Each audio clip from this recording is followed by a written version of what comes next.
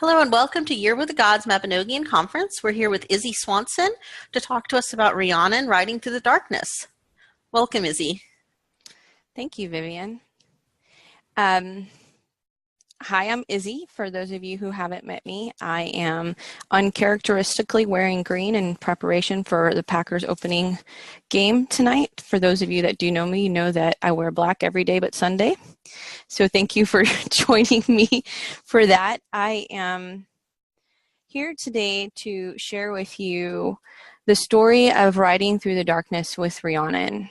My goal today is to share her story, or at least I'm going to focus on her story from the first branch of the Mabinogion and the lessons that I have learned through my work with her and working with this story and kind of applying that to how we live through hardship in our day-to-day lives. I was a little nervous at first. I felt a lot like Kate did. Like, this is for me a very personal experience, not necessarily a dive into the scholarly aspect of the Mabinogion. And so when Kate started talking about approaching this from her personal experience and how she interacts with it in her practice, I was like, yes, I'm not the only one. So I'm really grateful for that. And it kind of helps me a little bit. Just a little bit about Rhiannon for those of you who aren't aware. We find her story in the first branch of the Mabinogion and also in the third branch of the Mabinogion, but she's mentioned, or her birds, the birds of Rhiannon, are mentioned in the second branch of the Mabinogion and in the story of Kulak and Olwen, if I'm saying that right. So there's a lot of information about her throughout the Mabinogion. Her name means Great Queen, which is kind of interesting because I'm a devotee of the Morrigan, whose name also means Great Queen. She carries a silver branch, which can be said to represent opening the doorways. Yeah. And Pryderi is pretty much all over the Mabinogion, her son.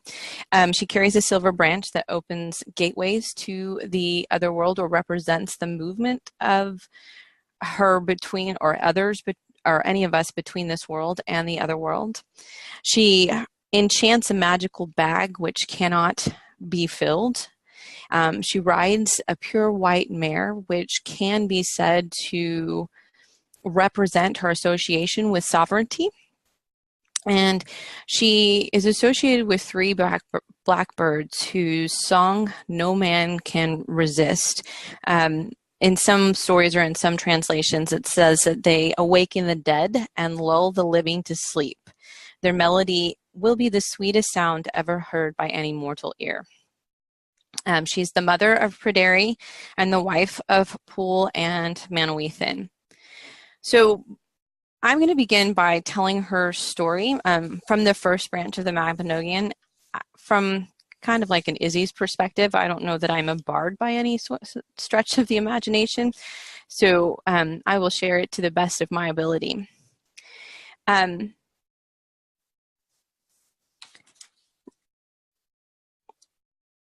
Pwyll is the Mabinogion starts with Pwyll's story of encountering another being and being switched for a while and living in a different realm for a little while. But after that, well, he's back at his castle with his men, and his castle is close to something called the Mound of Our Birth, which was believed that whoever sat on this mound would have a strange adventure. They would either have something negative happen to them, or they would see a wonder. And so one day Pwyll decides to go and sit on this mound with his men to see what would happen. And after a while, he sees a woman riding a white horse dressed in white and gold. And so he decides that I need to not look at the chat while I'm doing this. I'm going to take it off for a minute because it's distracting me. Okay. So he sees this woman riding on her white horse, and he wants to know who she is, and he wants to talk to her. So he sends his men out to meet her, to catch up to her and get her attention. And when they go to catch her, or when they go to meet her, they can't catch up to her. No matter how fast they ride, she stays at the same pace and she stays ahead of them. And they come back and they tell Poole they can't catch up to her, and he sends them back out again. And this goes on a couple of times, and finally, after a day or couple of days of doing this, he decides that he's going to go and try to catch up to her himself. So he rides out to try to catch up to her, and she stays ahead of him no matter what he can do. And finally he says, "For the sake of the man that you love best, please stop for me." And she says, "Sure, gladly. All you had to do was ask me."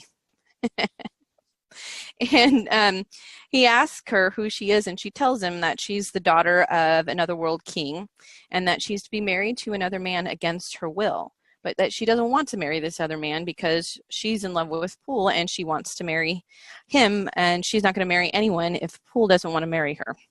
And so Poole says, "You know what, if I had a choice of all the women in the world, you are the one that I would pick."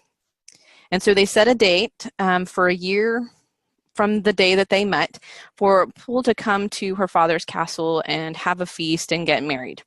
And so after a year passes, he goes to her father's castle and they're having a big feast and everybody is celebrating. And during the feast, a man comes in and he asks Poole for a favor. He just walks up and says, "May I ask you for a favor?" And Poole says, "Sure, I will give you whatever you want."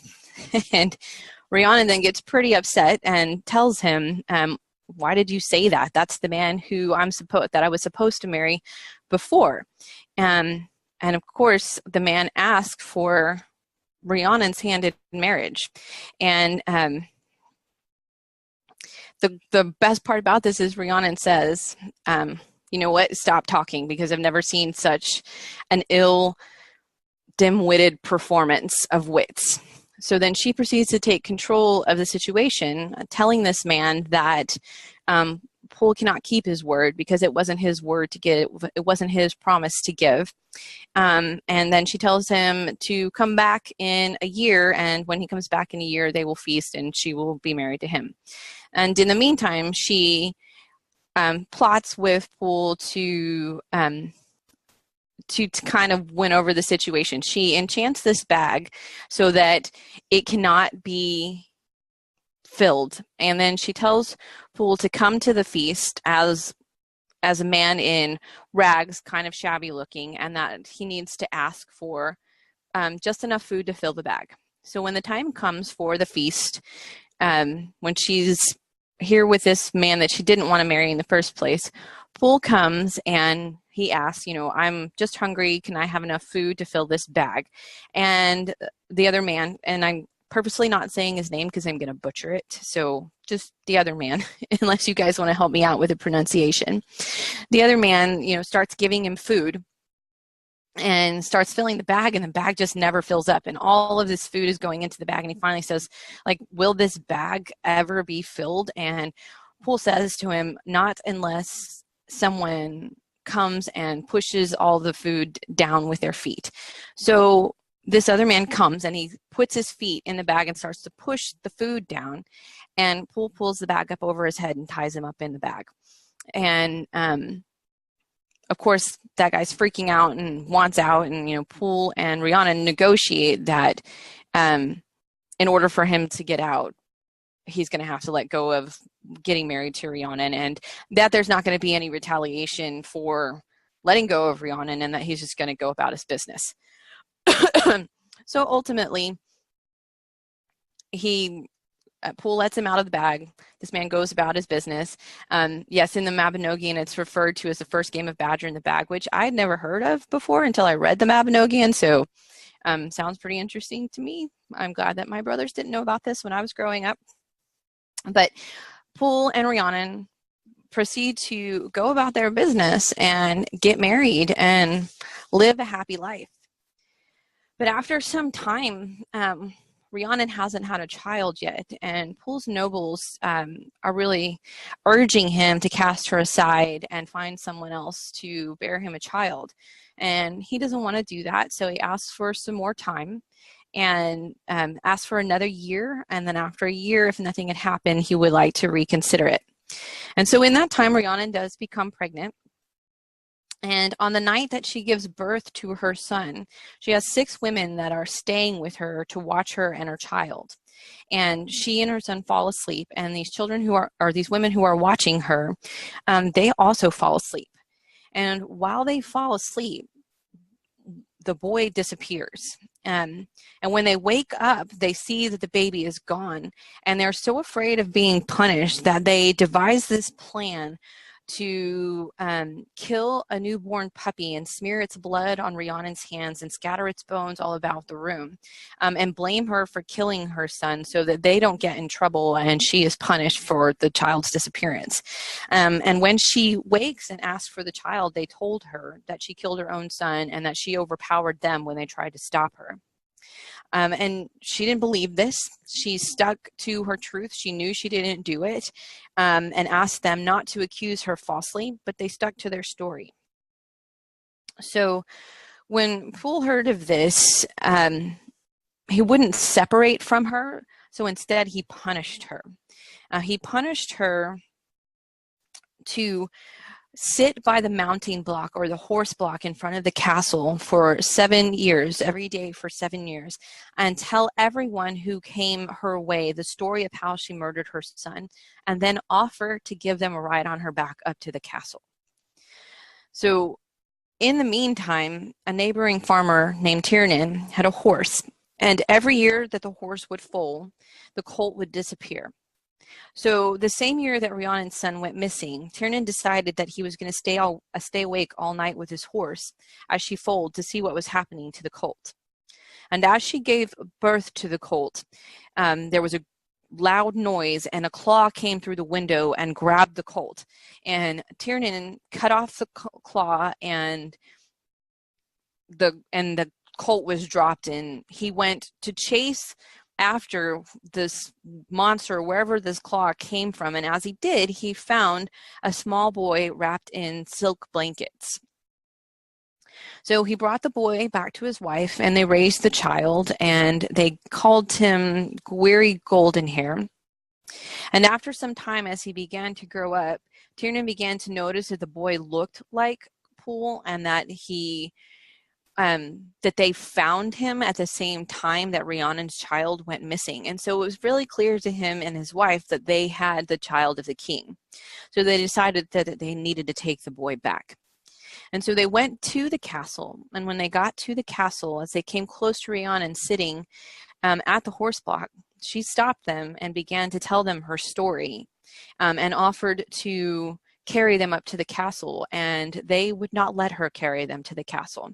But they all went up to the castle together, and once they were there and they were feasting, Tiernan presented Rhiannon with her son, telling him the story of the monster, and telling her the story of the monster, and telling her what had happened, and saying, whoever lied about you did you a wrong.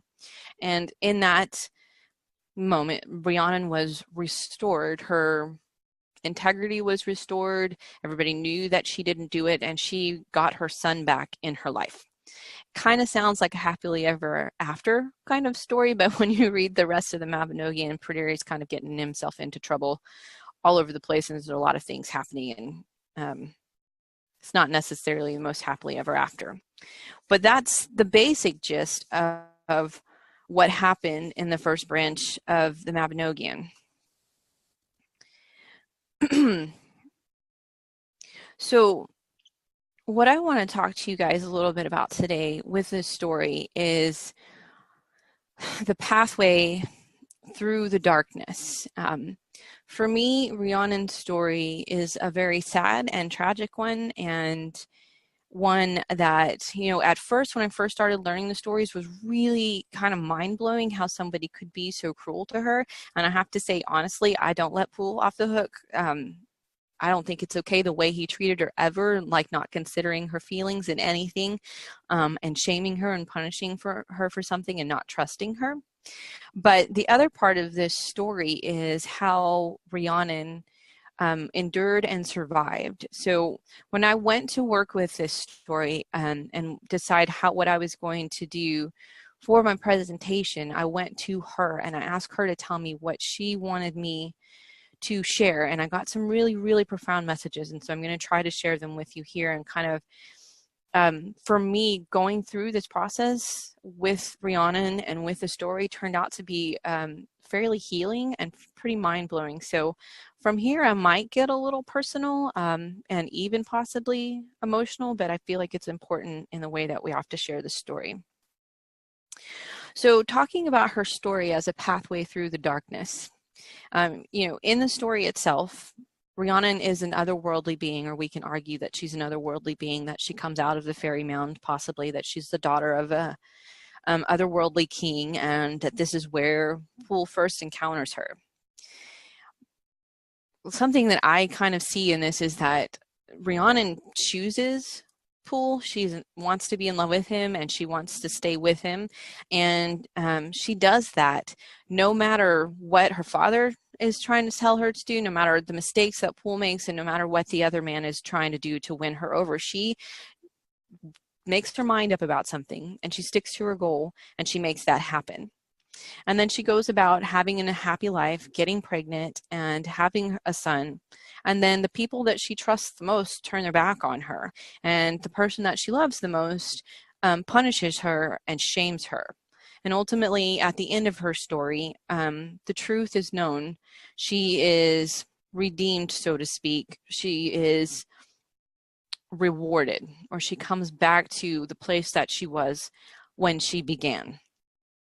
So for me, this translates as she was born powerful, intelligent, strong-willed, a queen, a magical being. She's clever and outspoken, confident and smart and knowledgeable. She is curious and active and has a passion for life and has confidence. She has an optimism and enthusiasm about life that many of us have before life convinces us that something is wrong with us, or before shame, or before something happens that hurts us, before those trials of life begin to affect us. And I think that this part of the story represents our gifts and our truth and our magic. And later, I think that it represents what is hidden and what is lost, or what we think we no longer have, or what we have to find. And I'm going to tie that back in at the end to the message of sovereignty that she shared with me. So we'll come back to it. And through the path, through the darkness, or we come to the place of darkness, that place of pain and loss, of betrayal and of shame. That thing that we may feel in our life as isolation and anxiety and depression and trauma and addiction, those things that are our darkness. And so here I'm going to throw in a little bit of an idea that might not be as well accepted as I think it might be, but what I see in this part of the story is an initiation through the darkness. That Rhiannon experiences an initiation through pain and through trauma. And it doesn't say that in the story, but this is kind of how I interpret it. And I always wonder, did she come to this knowing that she was going to go through this, and what kind of person that she was afterwards, and like how it changed her and how powerful she became afterwards. But it is, I wouldn't say that this is everyone's experience. I only can say what my experience is, and the experience of people I work with, the experience of people around me, that many of us experience a profound life change through the darkness that has happened to us, through the trauma that we've experienced, through what life has taught us. And sometimes those unhappy and unpleasant things, and sometimes pretty horrible things, have such a profound effect on us that they completely change who we are as a person. And I kind of see that as part of Rhiannon's story. I get a little emotional because I feel this, because I've lived this experience. But as we go through and we walk through the path of her story, we see that she is staying true and trusting and having faith and surviving and enduring. And what we learn from this is, when it is dark and there is no clear answer, There's only confusion and frustration, that we might have to face the situation without knowing what will happen. That we have sometimes in the darkness, we're in this place of not knowing. Are we facing our deepest fears? Are we finding our greatest desires? When we're stuck in this darkness and we have no choice, or we're in this place where we have to wait for the light to come, like when we're in the night and we don't know what's going to happen and we have to wait for the sun to rise. We're spending time with the unknown, with ourself, with our monsters, with our dreams. Both of these things are telling us and showing us the truth about ourselves, the truth of who we are in this place, in the darkness. While scary and confusing, this darkness reveals to us our unconscious desires. It also reveals to us our strengths and our gifts and our truth. It opens the doorway or shows us otherworld knowledge and otherworld wisdom, teaching us to trust in ourselves, to trust in the other world, to trust in the divine, but also to trust in our intuition. And at some point in the story, and in Rhiannon's story, she accepts her fate. She stops fighting, and she accepts the punishment that she's been given. And we come to a place in our story of, we've done all that we can do. We've fought all that we can fight. We have to stop and to trust and to surrender and try to approach with calm and peaceful confidence. Rhiannon's surrender and acceptance of her punishment was not saying that it was okay for it to happen to her, but it was knowing how much of herself was lost in the fight, and knowing and trusting that the light would come and that things would be okay. And this is a release. This is a freedom. This is the calm, still point we find inside of ourselves. And ultimately, Rhiannon is restored, rewarded, restored. Maybe not necessarily a reward, but she is brought healing and restoration. And for us, it's restoration and a reclaiming and a return to self.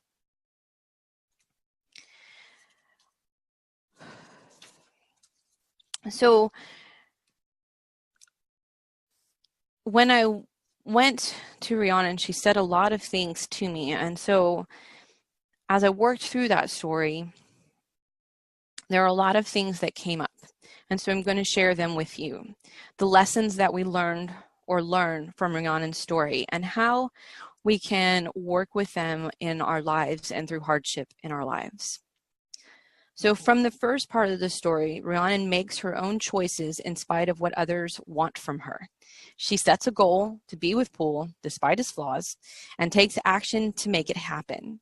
She stays true to her course, and she follows her truth and accomplishes her goals despite the obstacles created by the men trying to control her. This part of her story sets the tone of endurance, of perseverance, and a commitment to personal values. It teaches us not to compromise our beliefs for others. It teaches us to follow our dreams, to set goals, to seek to accomplish them, even when there are obstacles, and there probably will be. Life on life's terms is not always easy. We can't let it force us off our path or cause us to stray from our goals. Just like Rhiannon brings the energy of the other world to this one, so too do you if you keep to your path. If you stay the course, you bring the magic of the other world closer to you and closer to this world. And I'll continue to explain that in just a moment, but that's one of the things that she said specifically to me. Stick to your truth, even in the darkest of times, and it will help to get you through. The best example I have here is an emotional one, a personal one, of how much my life has changed since I've gotten clean. A lot of people hear me talk about this, and I talk about it a lot. I'm very open about it. I have a belief that we stigmatize substance use and mental health disorders, and that we need to speak about them so people are aware of the truth. And also because the more I talk about it, the more we can see that there is hope. And so for me, I've been in recovery. Next week, it will be 10 years. And what I know is how much my life has changed since I first got clean. When I first got clean, I was definitely not a person that any of you would probably want to be friends with. And now where I'm at in my life is that everything that I ever thought that I wanted in my life has happened. I've lived my dreams. I actually told somebody this, that only had a couple of dreams when I got clean, and one was to get married. That was a big dream. And the other was to go to Ireland. And I am married and have been to Ireland twice. I've also hugged Dave Mustaine. Dave Mustaine is God to me. If you guys don't know who he is, I'll hook you up in a little bit. But these are the things that I get to be grateful for in my life. But I didn't get that just by like imagining that my life is going to be better. And this whole process, this whole past 10 years has not been an easy process. In recovery, I have physically almost died. And since then, I have had to change my lifestyle and live a daily life of dealing with fatigue and chronic food allergies and physical pain and things of that nature. And there are times when I get really angry and sad and frustrated that I'm in so much pain. And I watch other people in pain, and they can drink and they can do other things and they can do things to change the way they feel. And my choice is only to stay and endure and feel. But I don't give up. And that's just the point, that I wouldn't have the life that I have now, even through all the hardships and through all the darkness, if I didn't get up and do the things that I'm supposed to do every day. If I didn't show up and endure and maintain my daily routine and meditation and building my connection with my gods and going to meetings and doing step work and prepping food every day and doing all the things that I do. So even in the darkest times and even in the hardest times, I stuck to the ultimate goal and my truth, which is that I had to stay clean in order to survive. And we learn this in Rhiannon's story because she teaches us that we stick to our truth. Never once did she cave and say, you know what, I did it. She stuck to her truth no matter what. And that, I think, is what guided her through the darkness. Another thing about this, I also see that this sticking to it, this getting up and doing it every day, this building this practice, doing these little steps, this is magic.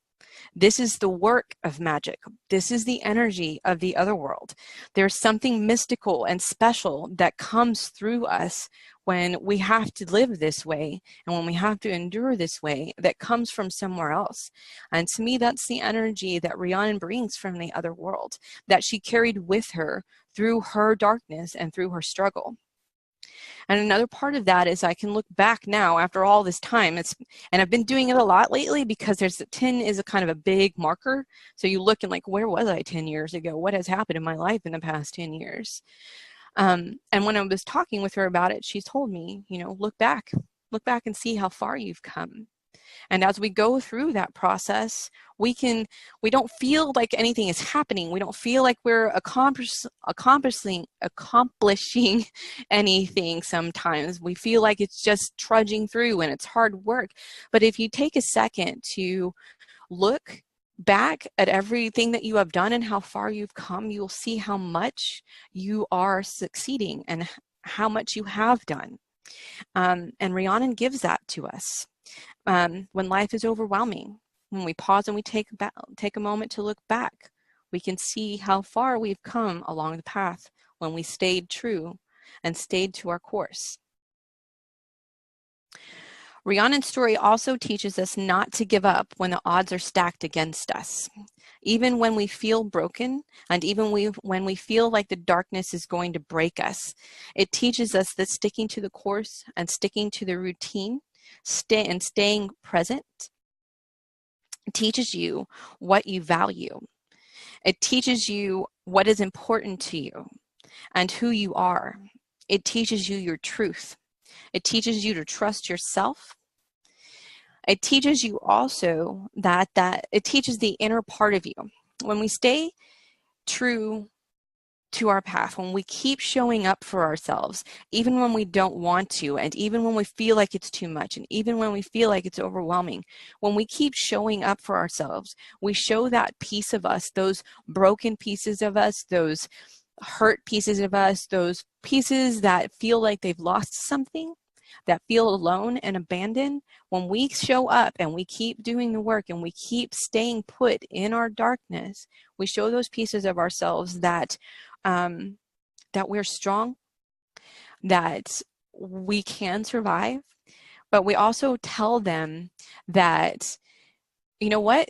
I know that you're hurting and I know that you feel alone, but I'm here for you. And this is how we learn how to trust ourselves. When we keep showing up for ourselves, when we think that we're not going to be able to, we teach that part of us that is broken that we are the people that we can rely on. We learn to take care of ourselves, and we learn how to be autonomous. And not that we should do this alone, but we learn a strength from showing up that helps bring the pieces of us back together and heal us in ways that no one else can, because we're the ones that need to love ourselves. And I can go off into a whole nother tangent about loving ourselves. But that's what we learn from staying true to ourselves in the darkest times. And I feel like we learned that from Rhiannon. Rhiannon also teaches us to do our best, whatever that might look like, to get up, to show up, to heal, to keep going, to do the work, and to continue a process of self-evaluation. Rhiannon's story is a story of strength, of perseverance, and trust. She reminds us that the darkness did not break her, and it won't break us. It won't break you. In the darkest times, in the struggle, when you're learning the truth of who you are, you gain your strength, and you learn that your strength comes from that dark place. You learn that what your desires are. You learn what your gifts are. You see them clearly when you have nothing else but darkness to look at. You learn that you can survive and endure in the darkness. And what you learn, you use to help you endure and survive the darkness when it comes back around again. You learn that you can overcome and survive so that when the dark time comes again, you know going into it, you know what, I got this. I'm not alone, and I know what to do to take care of myself. I know what I needed to do to survive before, and I know what I need to do to survive now. So in the darkest times, when you have done all that you can do, you come to a moment of clarity. That moment when you surrender the fight. Hold on just a second.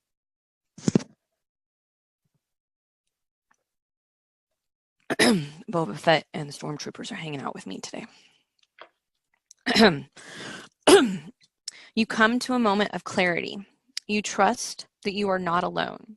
You trust yourself, and you become free from all that you are trying to hold on to and trying to maintain. You learn to trust in your gods and in the process.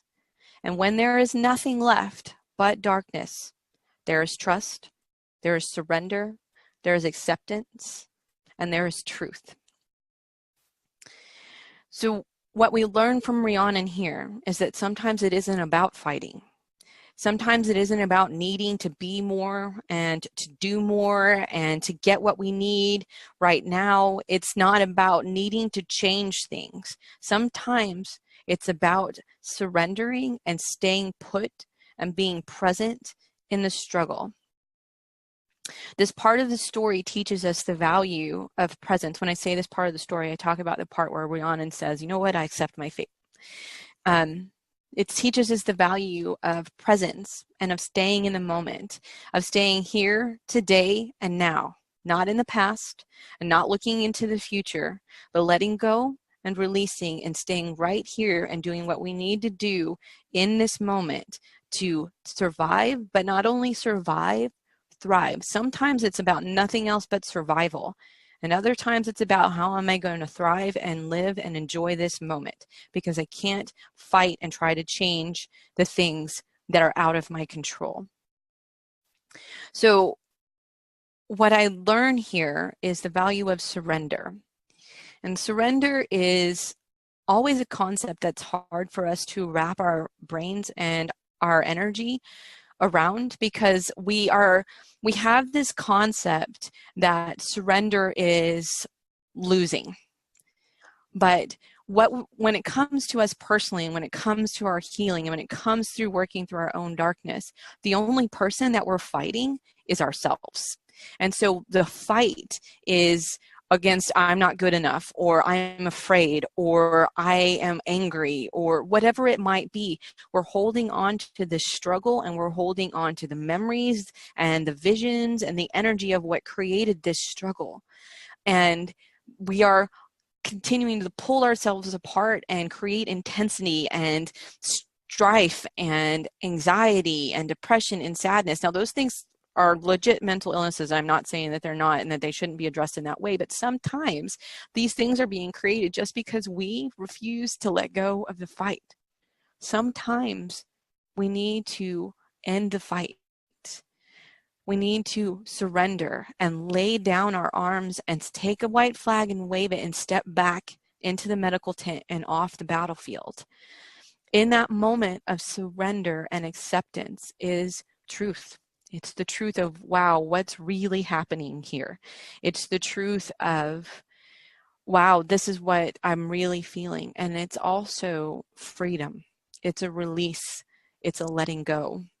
And when you let go, when you surrender, then you can feel the possibilities for what can really happen in your life.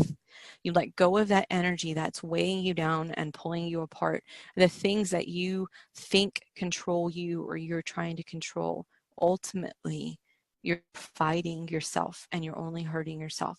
Surrender is essential for change and for growth and for personal development. So I might have gone off on a little tangent about surrender. I'll move on to the next part.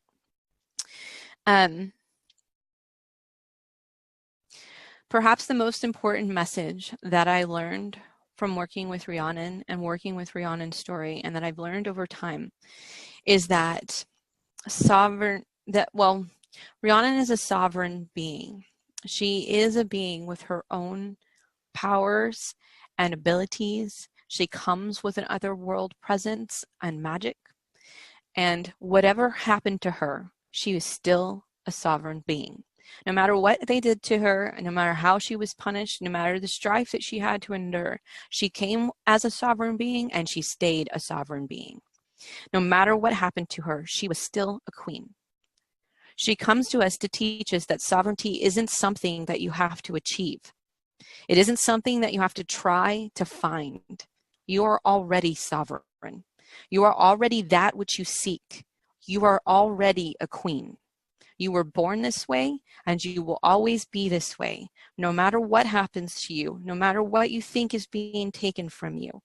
You are a magical being composed of your own unique gifts, and there isn't anything that will change that. And there isn't anything that you need to do to try to earn that or deserve that from someone else, because you are already that. You were born a queen and king. I don't know who else in our group, but I'm talking about it from the perspective of Rhiannon being a queen. You were born a queen, and you will always be a queen. You are already everything that you wish to be, and it's already a part of you. And so those are the lessons that we've learned from Rhiannon, or I feel that we learn from Rhiannon's story and everything that she has to endure from the beginning, when she has to stand her ground and say, no, this is what I want, and you guys are messing this all up, and I'm going to have it my way because this is the truth of who I am. These are the things that I value. This is what I want. She sticks to her truth. When